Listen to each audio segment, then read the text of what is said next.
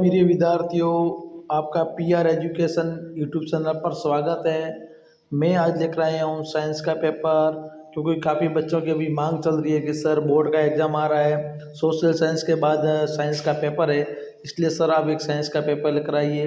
तो मैं साइंस का पेपर लेकर आया हूँ जो आपके आने वाले बोर्ड एग्ज़ाम के लिए बहुत महत्वपूर्ण साबित होगा ये पेपर।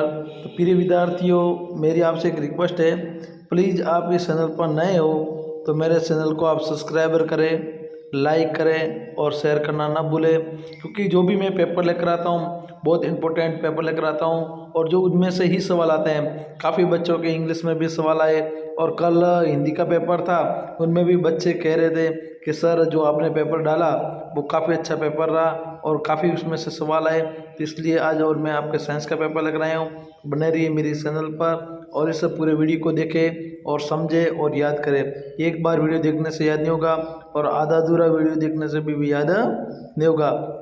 तो इसलिए विद्यार्थियों, आपको पूरा वीडियो देखना है और पूरे सवाल को याद करना है। जो भी मैं आज सवाल लेकर आया हूँ बहुत इम्पोर्टेंट सवाल है। पहला सवाल है,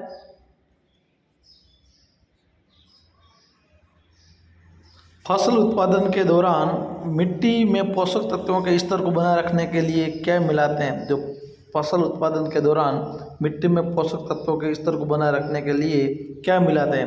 कीटनाशक, बीज, जल या खाद? तो इसमें मिलाते हैं खाद। क्या मिलाते हैं?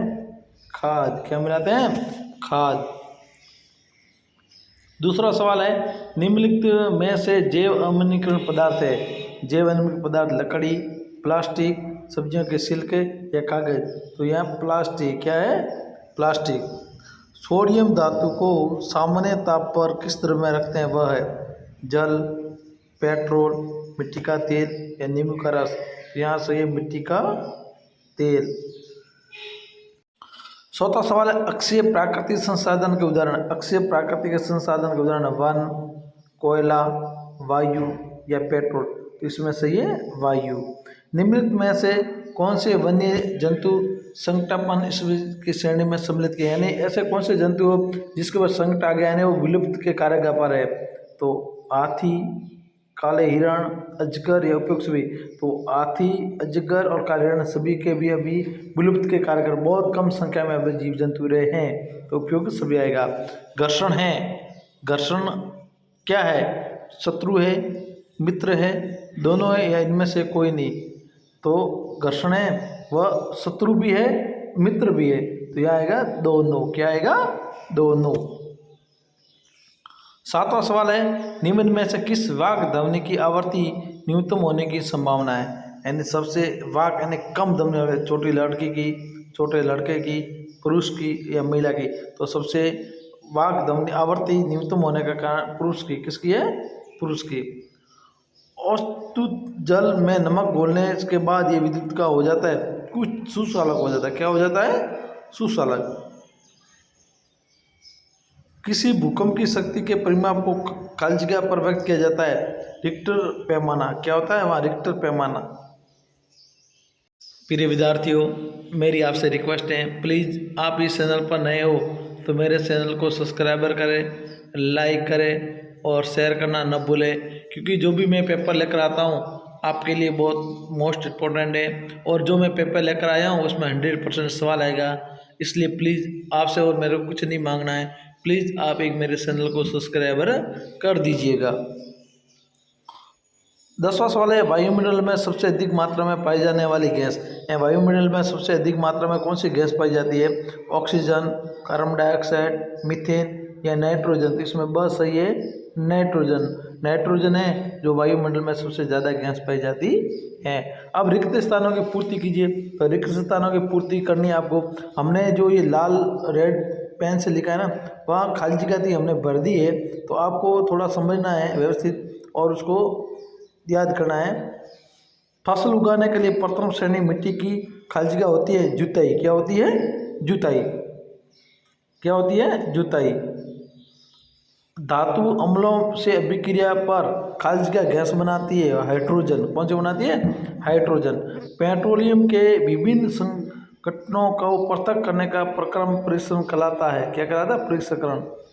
जैव विविधता के संरक्षण के उद्देश्य से आरक्षित क्षेत्र बनाया जाता है। यहाँ खाली जगह में आ जाएगा आरक्षित। एक टेडपोल जिस प्रक्रम द्वारा वयस्क के विकसित होता है कायांतरण कहलाता है। क्या कहलाता है?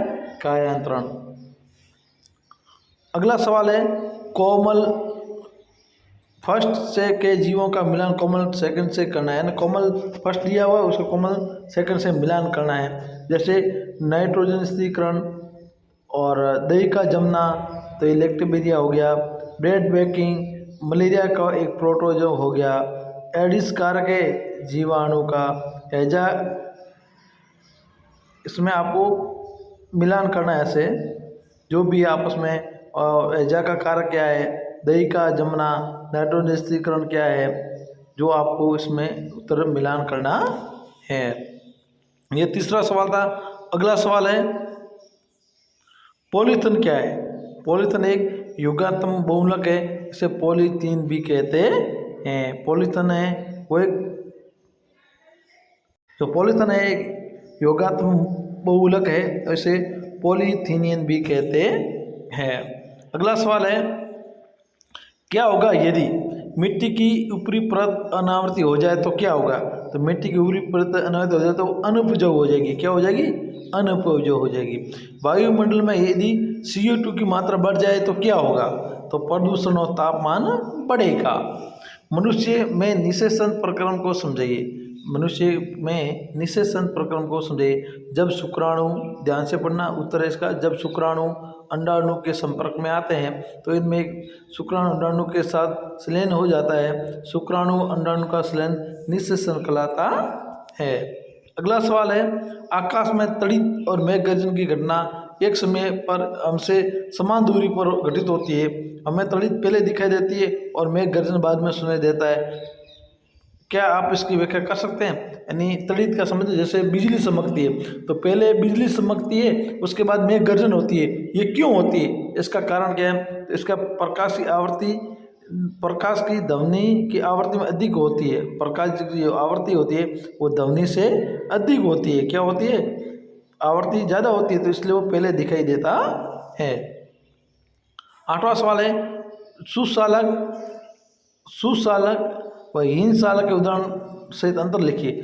सुचालक वे पदार्थ जिसमें विद्युत धारा बिना किसी विशेष प्रतिरोध से प्रवाहित हो जाती है, उसे सुचालक पदार्थ कहते हैं। डायरेक्ट विद्युत धारा प्रवाहित होती है, उदाहरण चांदी, कॉपर, एल्युमिनियम, ग्रेफाइट आदि। कुचालक वे पदार्थ जिसमें विद्युत धारा प्रवाहित नहीं होती है, उसे कुचालक है। सूखी लकड़ी, प्लास्टिक, कागज आदि जो इसमें डायरेक्ट विद्युत धारा करंट नहीं आता है। और इसमें देखो सुचालक वो होता है जिसमें डायरेक्ट करंट आता है। ये शॉर्ट भाषा में जिसमें डायरेक्ट करंट आ जाता है वो सुचालक होता है, और कुचालक वो होता है जिसमें डायरेक्ट करंट नहीं आता है।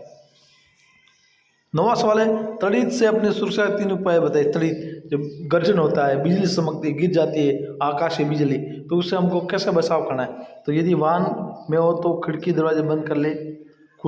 यदि खुले क्षेत्र में हो तो जमीन पर सीमेंट कर नीचे बैठ जाए। खुले क्षेत्र में हम खड़े हैं तो वहाँ बैठ जाना चाहिए। विद्युत तारों और धातु की चीज़ों से न छुए। विद्युत तारों और धातु को नहीं छूना चाहिए। 10वां सवाल है क्या आकाश में तारे गति करते हैं? व्याख्या कीजिए। उत्तर नहीं। पृथ्वी के अपने कक्ष पर घूर्णन के कारण ऐसा प्रतीत होता है। आकाश में तारे गति नहीं करते हैं। ये अपने आकाश में तारे गति नहीं करते, अपने घूर्णन के कारण ऐसा प्रतीत होता है, जैसे दिखता है कि तारे गति करते हैं। अब खंड है सर दीर्घ प्रश्न। खाद्य निशासन से आप क्या समझते हैं? समझाइए। खाद्य निशासन से आप क्या समझते हैं? आशय समझाइए।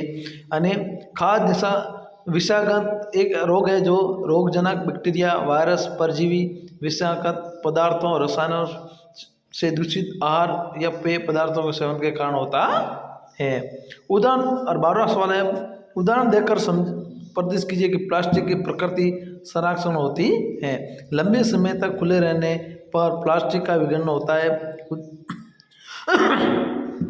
उदाहरण के लिए पानी को प्लास्टिक की बोतलों में रखा जाता है। अचार, खाद्य पदार्थों को प्लास्टिक के कैंटरों में रखा जाता है क्योंकि बोतलें या कैंटर संरक्षण नहीं होते हैं। 13वां सवाल है क्या आप नींबू के अचार को एल्युमिनियम पात्रों में रख सकते हैं? स्पष्ट कीजिए। क्या आप नींबू के अचार को एल्युमिनियम पात्रों में रख सकते हैं? स्पष्ट नहीं, जो नींबू के जो अचार होता है वो एल्युमिनियम के पात्रों में नहीं रख सकते हैं। हम नींबू के अचार को एल्युमिनियम के पात्रों में नहीं रख सकते हैं। नींबू का अचार अम्लीय होता है, प्रकृति का होता है, जिसमें सिस्टिक अम्ल होता है। इसी कारण एल्युमिनियम पात्रों में अभिक्रिया करके विषैला लवण उत्पन्न हो जाता है। क्या हो जाता है? विषैला लवण उत्पन्न, जो हमारे लिए हानिकारक सिद्ध हो सकता है। 14वां सवाल है, समझाइए जीवाश्म ईंधन समाप्त होने वाले प्राकृतिक संसाधन क्यों है? प्रिय विद्यार्थियों, आज मैं जो सवाल लेकर आया हूँ बहुत इंपॉर्टेंट सवाल है और 100% सवाल आएंगे आएंगे आएंगे। पूरी तैयारी करना। आपको वीडियो समझ में ना आए तो 2 बार पढ़ लेना, 3 बार पढ़ लेना। और मेरे चैनल पर आप नए हो तो चैनल को सब्सक्राइबर जरूर करिएगा और मैं हमेशा आपके लिए नई नई वीडियो लेकर आऊँगा। 14वां सवाल है, समझाइए जीवाश्म ईंधन समाप्त होने वाले प्राकृतिक संसाधन क्यों है? जीवाश्म ईंधन है समाप्त होने के वाले प्राकृतिक संसाधन क्यों है? जीवाश्म ईंधन समाप्त होने वाले प्राकृतिक संसाधन है क्योंकि एक बार इसका उपयोग करने के पश्चात इसको दोबारा प्राप्त नहीं किया जा सकता है। ये मर्द जीवों से बनते हैं और मर्द जीवों के ईंधन के परिवर्तन होने के लाखों वर्ष का समय लगता है। ये एक बार बनते हैं, लाखों वर्षों में एक बार बनते हैं। तो ये लाखों वर्षों में एक बार बनते हैं तो इसमें काफ़ी टाइम लगता है, इसलिए एक बार उसका दहन होने के बाद वापस दोबारा बनने में टाइम लगता है। घर्षण हानिकारक होते भी आवश्यक क्यों होता है? उदाहरण देकर समझिए। घर्षण कारण ही हम पृथ्वी पर चल पाने में समर्थ होते हैं। घर्षण होने के कारण हम पृथ्वी पर चल पाते हैं। घर्षण के बिना मस्तिष्क का जलना असंभव होता है। यदि वाहनों के ब्रेक पहिए के घर्षण न होता तो ब्रेक काम नहीं करते। घर्षण हानिकारक भी है। घर्षण के कारण वस्तु घिस जाती है, जैसे पेस, बॉल, बेरिंग और जूते के सोल आदि। तो घर्षण हमारे लिए जरूरी भी है और आवश्यक भी है। भूकंप के बचाव के लिए क्या क्या प्रयास करने? भूकंप आ जाते हैं तो हमको क्या क्या बचाव करना चाहिए? यदि आप घर के बाहर हो तो वहाँ से आप न हिलिए। यद्यपि बिल्डिंग, पेड़, स्ट्रीट लाइट, बिजली, टेलीफोन आदि तारों के दूर रहे। यदि आप किसी खुली जगह पर हो तो वहाँ तब तक रुके रहे जब तक भूकंप के झटके न रुक जाए। सबसे बड़ा खतरा बिल्डिंग के बाहर निकास द्वार, बाहरी दीवार के पास होता है। यानी हम घर के अंदर हो तो बाहर आ जाना चाहिए और अंदर ऐसी जगह पर नहीं है जो जर्जर इमारत है, वहाँ खड़ा नहीं रहना चाहिए। पेड़ पौधों के नीचे भी खड़ा नहीं रहना चाहिए। भूकंप आता था, खुली जगह में आराम से खड़ा रहना चाहिए। कृत्रिम उपग्रह क्या है समझाइए? कृत्रिम उपग्रह मानव निर्मित ऐसे उपकरण हैं जो पृथ्वी की निश्चित कक्षा में परिक्रमा करते हैं। निश्चित पृथ्वी की कक्षा में परिक्रमा करते हैं और अपने संतुलन बनाए रखने के लिए उपग्रह अपने अक्ष पर भी घूमते रहते हैं। अब खंड ब बहुत बड़े बड़े सवाल है और अब बहुत इंपॉर्टेंट सवाल है बच्चों, इसको आपको याद करना है। सिंचाई किसे कहते हैं? जल संरक्षित करने वाले सिंचाई को 2 विधियों का वर्णन कीजिए। ये नहीं आता है तो कृषि कार्य में उपयोगी निम्न विधियों का वर्णन कीजिए। ये इंपॉर्टेंट मोस्ट सवाल है बच्चों और ये आपके जरूर आएगा। मोस्ट है, आपको याद करना है बच्चों। और आपके पासबुक और किताब में से ये इसका उत्तर दिया हुआ है। 19वां सवाल है, निम्नलिखित में अंतर स्पष्ट कीजिए। ये भी मोस्ट सवाल है बच्चों, मोस्ट है, आपको याद करना। निम्नात्मक प्रश्न है। मैं क्योंकि इसका उत्तर इतना बता नहीं सकता हूँ और उत्तर बताऊंगा तो वीडियो बड़ा हो जाएगा और वीडियो बड़ा हो गया तो कहोगे सर आपने बहुत बड़ा वीडियो दे दिया, बाद में आपको देखने का मन करेगा नहीं। अब है आपके 19वां वन्य प्राणी उद्यान व जैव आश्रय क्षेत्र चिड़ियाघर अभ्यारण्य में आपको अंतर बताना है और ये भी आपको नहीं आता है तो इसका संकटापन, विप्लुप्ति, वनस्पति और प्राणीजात और अथवा में वनोन्मूलन निम्न क्या क्या प्रभाव पड़ता है? यानी वनों की कटाई से इस वन्य प्राणी पर क्या प्रभाव पड़ता है, पर्यावरण पर क्या प्रभाव पड़ता है, पृथ्वी पर क्या प्रभाव पड़ता है, अगली पीढ़ी पर भी क्या प्रभाव पड़ता है, उसके बारे में बताना है। बहुत ये सवाल इंपॉर्टेंट है बच्चों और इनमें से ही सवाल आएगा, आप याद रखना और मेरे को कमेंट बॉक्स में जरूर बताना कि इनमें सवाल कितने आए। 20वां सवाल, निम्नलिखित की व्याख्या करो। अवस्रोत तरंगे, प्रास्रोत तरंगे और स्रोत तरंगे। ये आपको नहीं आता है तो मानव कान कर्ण क्षेत्र बनाइए और ध्वनि में सुनने की प्रक्रिया को समझाइए। 21वां सवाल है, जल प्रदूषण के कारक प्रभाव रोकने के उपाय लिखिए। आपको ये नहीं आता है तो आप स्वयं जल की बचत किस प्रकार कर सकते हैं उसके बारे में आपको समझाना है। प्रिय विद्यार्थियों, आज इतना ही। कल मैं और एक वीडियो लेकर आऊँगा साइंस का। तब तक बने रहिए मेरे चैनल पर। जय हिंद, जय भारत।